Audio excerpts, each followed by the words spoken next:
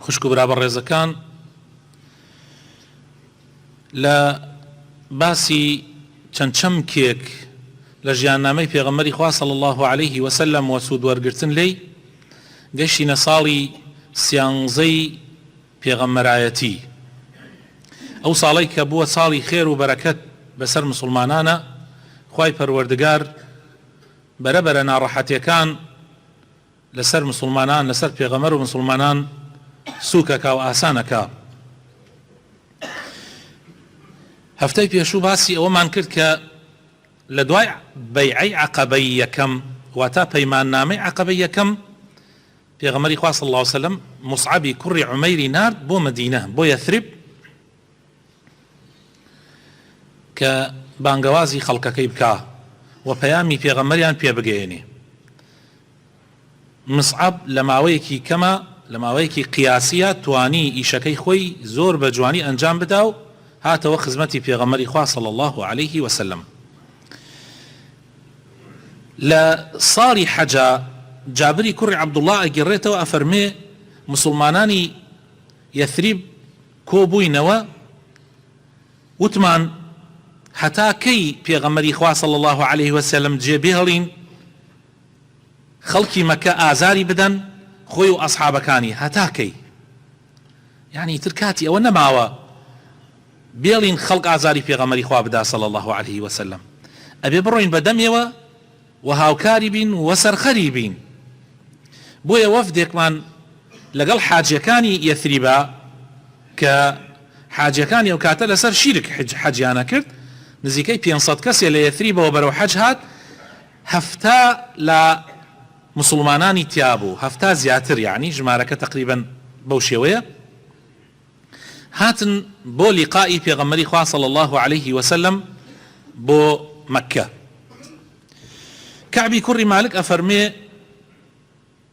ئێمە بۆ حەج هاتین لەگەڵ قەومەکەمانە، یعنی ئەو قەومەیان کە هێشتا مسلمان نەبوون، هەتا مەوعیدمان لەگەڵ پێغەمبەرە تەرتیب کرد لە ئەوسەتی ئەیامی تەشریقا، یعنی دوای تەواوکردنی حەج ئەو سێ ڕۆژەی کە لە مینا ئەمێننەوە ڕۆژی دووهەمی یان شەوی دووهەمی مەوعیدێکیان لەگەڵ پێغەمبەری خوایە صلی الله عليه وسلم تەرتیب کرد و ئەفەرمێ لەگەڵمانە عەبدوڵڵای کوڕی عەمری کوڕی حیرام باوکی جابر کە بەشدار بوو لە بەیعەتدانەکانە بە پێغەمبەر صلی الله عليه وسلم، ئەومانیش لەگەڵا بوو، هێشتا ئیمانی نەهێنا بوو. یەکێک بوو لە گەورەکانمان، لە ڕیش سپیەکانمان، ئەڵێ پێمان وتمان ئەبوو جابر تۆ یەکێکی لە پیاوە گەورەکانمان و یەکێکی لە دەمسپیەکانمان، پێمان خۆش نییە سبەی ببی بە سوتەمەنی ئاگری جەهەنم. ئێمە ئەم شەو مەوعیدمان لەگەڵ پێغەمبەرە هەیە صلی الله عليه وسلم، حەزەکەین مسلمان ببی لەگەڵمان نابی. ئەفەرمێ باسی ئیسلامم بۆ کرد و هەندێک لەگەڵیا دەمەتەقێم کرد، عەبدوڵڵا باوکی جابر ئیمانی هێنا و هات لەگەڵمانە و بووە یەکێک لە نەقیبەکانی ئەنسار. مەوعیدەکەیان لە دوای سێکوتی یەکەمی شەو دانا، یعنی ئەگەر شەو بکەی بە سێ بەشەوە، مەسەلەن 12 سعات بێ، 4 سعاتی یەکەم نا، لە 4 سعاتی دووهەمە مەوعیدەکەیان لەگەڵ پێغەمبەرە دانا صلی الله عليه وسلم. ئەفەرمێ دانە دانە و دوودوو هەر یەکێ لە ناو تیرە و هۆزەکانی خۆمانەوە دەرئەچوین وەکو چۆن سۆسک دەرئەچێ، وەکو چۆن سۆسک دەرئەچێ، یعنی بە بێدەنگی دەرچوین بۆ عەقەبە کە شوێنێکی دوور بوو، تەرتیبیان کردبوو کە جاری پێشوش لەوێ بەیعەتیان بە پێغەمبەردا صلی الله عليه وسلم. ئەڵێن نزیکەی هەفتا کەس لەگەڵ دوو ئافرەتە، هەفتا پیا و دوو ئافرەت بووین. لە ڕیوایەتی وای شەیە ئەفەرمێ هەفتا و سێ پیا و لەگەڵ دوو ئافرەتە. ئافرەتەکان نوسەیبەی کچی کەعب کە پێ ئەوترا ئوم عیمارە لە بەنی نەجار، یەکێک بووە لە ئافرەتە مەزنەکان بەڕاستی لە تاریخ و لە مێژووی ئیسلامە ناوێکی گەورەی هەیە، و ئەسمای کچی عەمر کە ئومی مەنیعیان پێوتووە. ئەفەرمێ لەو دۆڵەیە کۆ بووینەوە و چاوەڕوانی پێغەمبەرمان کرد صلی الله عليه وسلم. پێغەمبەری خوا خۆی و عەباسی مامی هاتن بۆ لامان، خۆی و عەباسی مامی، دیارە ئەبوبەکر و عەلیشیان لەگەڵا بووە. ئەفەرمێ عەباس هێشتان لەسەر دینی قەومەکەی خۆی بوو، یعنی نەبوو بووە موسڵمان، بەس هاتبوو بزانم برازاکەی وەزعەکەی بەرەوکوێ ئەچێ، وەکو عەشرەتایەتی هاتبوو. ئەڵێ عەباس دەستی کردە قسەکردن، وتی یان خەڵکی یەثریب ئێوە ئاگدارن محەممەد ها لە ناو قەومەکەی خۆیان نایەلین ئێمە ئازار بدرێت زیاد لە حەدی خۆی و پشت یەگرین وەکو تیرە و هۆزی خۆی، ئێمە پشتگیری محەممەدین، ئەگەر ئێوە شتێکتان لە دەست تێ نابێ محەممەد بفەوتێ، یعنی وەکو ئەمانەتێک لە لای ئێوە بێ. پێغەمبەری خوا صلی الله عليه وسلم فەرمووی با کەسێک لە ئێوە دەست کاتە قسەکردن، یعنی کێتان داناوە قسەتان بۆ قسە بکە با قسە بکە، بەڵام با کورت قسە بکە، چونکە چاو لە شوێنتانە، یعنی ئەگەر پێتان بزانن وەزعەکە وەزعێکی نالەبارە بێ. پاشان پێغەمبەری خوا صلی الله عليه وسلم کە ئێمە پێمان وت داوا بکات چیت ئەوێ بۆ داوای پەروەردگارت، یعنی داواکاری خوا، داواکاری خۆت، داواکاری هاوڕێکانت.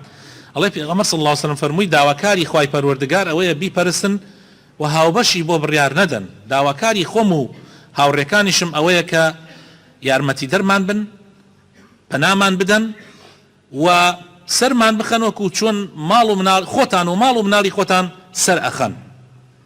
پاشان پێغەمبەر صلی الله عليه وسلم کە ئەمەی فەرموو، سەحابەیەک لە سەحابەکان کە بەڕائی کوڕی مەعرور بوو هەڵساوتی ئەی پێغەمبەری خوا ئێمە ئامادەین بەیعەتت پێ بدەین، یعنی پەیمانت پێ بدەین.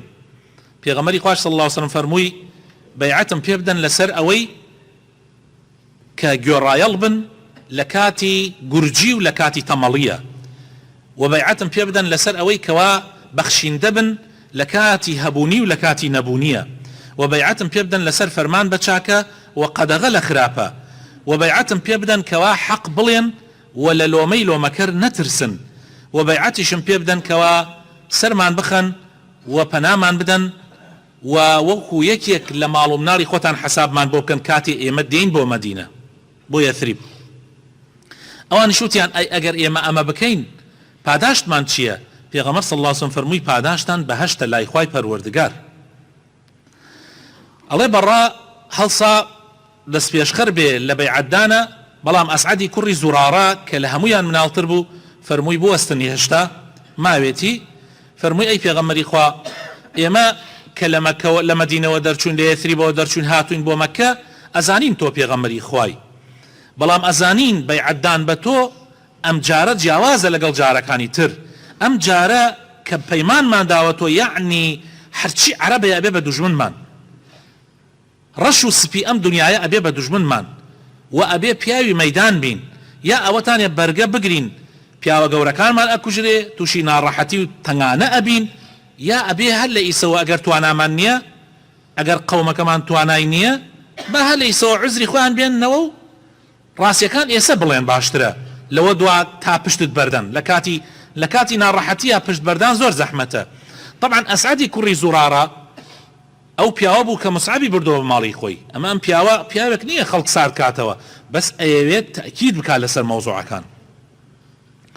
ئەفەرمێ جەماعەت وتیان دەستی پێغەمبەر بەردە، ئەی ئەسعەد بێڵە با پەیمانی بدەینێ ئێمە کە هاتوین مەبەستمان ئەوە بووە سەری بخەین و پەیمانی پێ بدەین و بە خۆمان و ماڵ و مناڵەوە ئەبین بە قوربانی پێغەمبەر و دینەکەی، بۆیە بڕیارمان داوە ئێمە پیاوی جەنگین و نەبێت لە جەنگ بترسین و لەسەر قسەی خۆشمان بەردەوامین. ئەفەرمێ بەڕا هەڵسا دەستی پێغەمبەری گرت صلی الله عليه وسلم، لەو کاتە کە دەستی پێغەمبەری گرت یەکێکی تر لە ئەنساریەکان یعنی لە وەفدەکە کە ئەبول هەیثەمی بنی تەیهان بوو هەڵسا وتی ئەی پێغەمبەری خوا یەک شتێکی تریش هەیە. پێغەمبەری خوا صلی الله عليه وسلم فەرمووی چی؟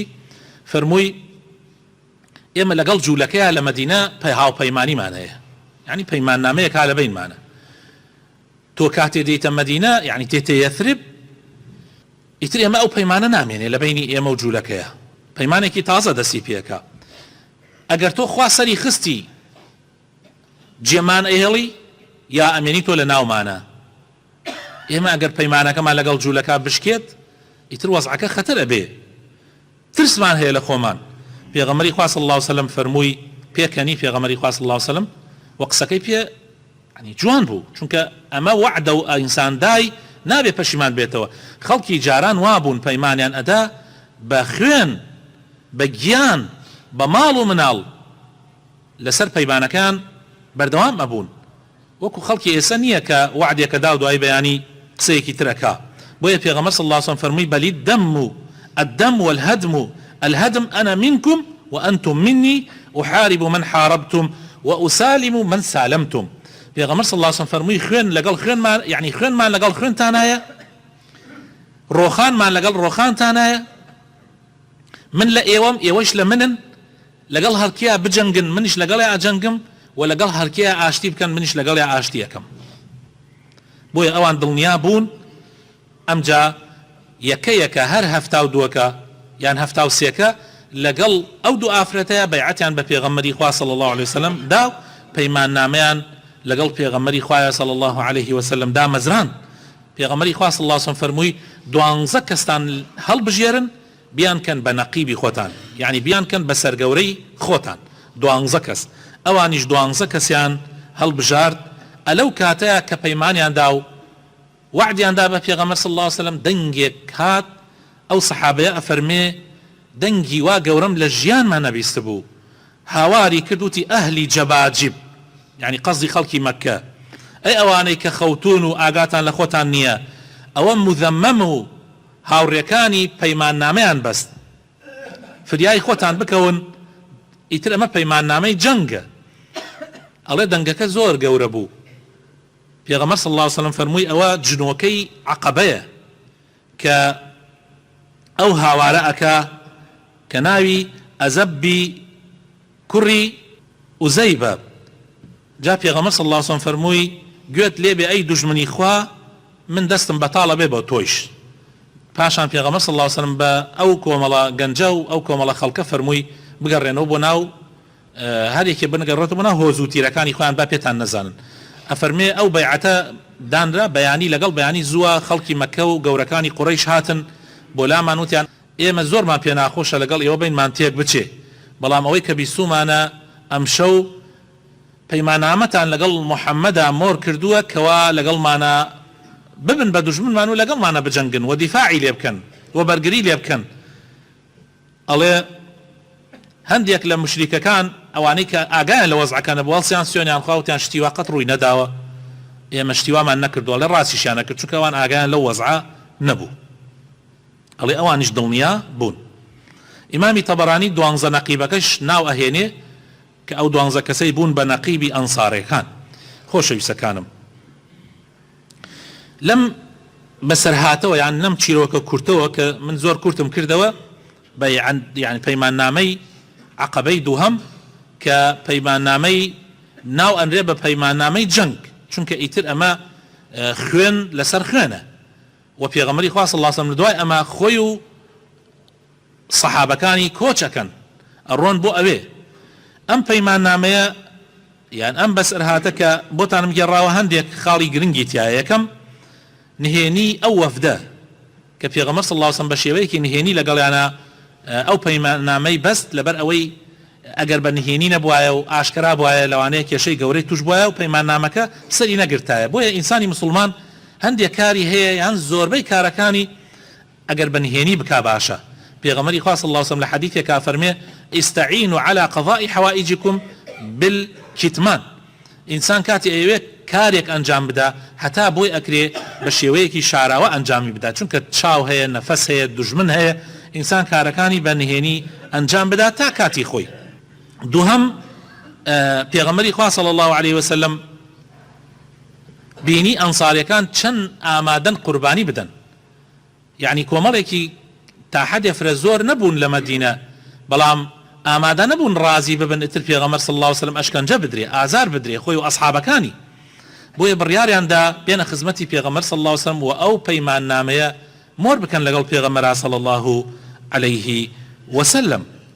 جا ئەمەش زۆر گرنگە و ئەنساریەکان خۆشەویستەکانم کە خەڵکی مەدینەن پیانەوتی ئەنسار، لە دوای ئەمە ناو نران ئەنسار. ئەنسار واتە پشتیوانان، سەرخەرانی پێغەمبەر و دینی ئیسلام. بەڕاستی ئەمانە ڕاستیان کرد لەگەڵ خوا و پێغەمبەری خوایە. خوای تەعالا لە قورئانی پیرۆزە لە سوورەتی حەشرە باسی وەفای ئەوان ئەکا کە ئەوان لە پێناو بەهەشتا آمادبون حمو قربانيك بدن ويؤثرون على أنفسهم ولو كان بهم خصاصة. ئەتوانی بڵێ ئەم دینی ئیسلامە کە ئەمڕۆ گەیشتۆتە ئێمە دوای 1400 ساڵ بەرهەمی ئەو قوربانیدانەی ئەنساریەکان بوو. خۆشەویستەکانم، ئەگەر ئەوان ئاوا پاڵپشتی ئیسلام نەبوایان، پاڵپشتی پێغەمبەر و یارانی پێغەمبەر نەبوایان، ئەم دینە بە جوانی نەئەگەیشت بە ئێمە. ئێمە ئەبێ حتا ئەو ڕۆژە ئەمێنی مەمنونی ئەوان بین. بۆیە پێغەمبەری خوا صلی الله علیه و سلم فەرمێ ئەنسار هەر کەسێ خۆشیانەوێ خوش خۆشیەوێ، هەر کەسێ قینی لە ئەنسار بێ خوش قینی لێیەتی. بۆیە تا ئەم دەقە ئەهلی مەدینە پاکترین خەڵقی خوان، تا ئەم دەقەش سبحان الله. پێشڕەویکردن لە چاکەکاریە زۆر گرنگە. ئیسە تەماشاکەی ئەوانە هەفتا و ئەوەنە کەس بوون لە ناوانە ئەم بەڕائە چەند بەخێرا هەجارن جار هەڵە سێ دەست خاتە ناو دەستی پێغەمبەر صلی الله علیه و سلم و پەلە ئەکا زوو بەیعەتەکە بدە، زوو پەیمانەکە لەگەڵ پێغەمبەری خوایە صلی الله علیه و سلم مۆر بکە. طبعا ئەم پێشڕەوی ئەم پیاوە هەروەکو پێشڕەویەکەی ئەبوو بەکرە لە هاتنی بۆ ناو ئیسلام، هەروەکو پێشڕەویەکەی عومەرە لە ڕاگەیاندنی ئاینی پیرۆزی ئیسلام، هەروەکو پێشڕەویەکەی عوسمانی کوڕی عەفانە لە هیجرەتکردن بۆ حەبەشە، هەروەکو پێشڕەویەکەی عەلی کوڕی ئەبی تاالبە کاتێک کە پێغەمبەر صلی الله علیه و سلم ئیسلامی ئیعلان کرد بە ئاشکرا لەسەر تەپۆڵکەی مەڕوە، ئەوان هەمویان حتا مامەکەشی وتی تەبەت یەداکە دەستت بشکێ بۆ ئەمە ئێمەت کۆ کردەوە، بەڵام لەوێ عەلی بە ئاشکرا ئیعلانی ئیسلامەتی خۆی کرد. زۆر گرنگە خۆشەویستەکانم، دنیا فرسەتە و هەلە، ئینسان هەلە چاکەکان لە دەست نەدا.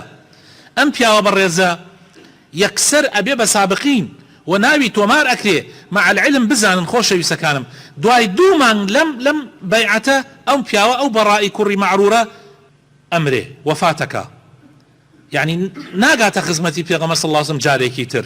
کاتێ پێغەمبەر کۆچەکە بۆ مەدینە ئەم وەفاتی کردووە، هەتا پێغەمبەر صلی الله علیه و سلم زۆر بێتاقەتە بێ و ئەچێتە سەر قەبرەکەی و نوێژی لەسەرەکات، چونکە نوێژی پێغەمبەری خوا صلی الله علیه و سلم جیاوازە.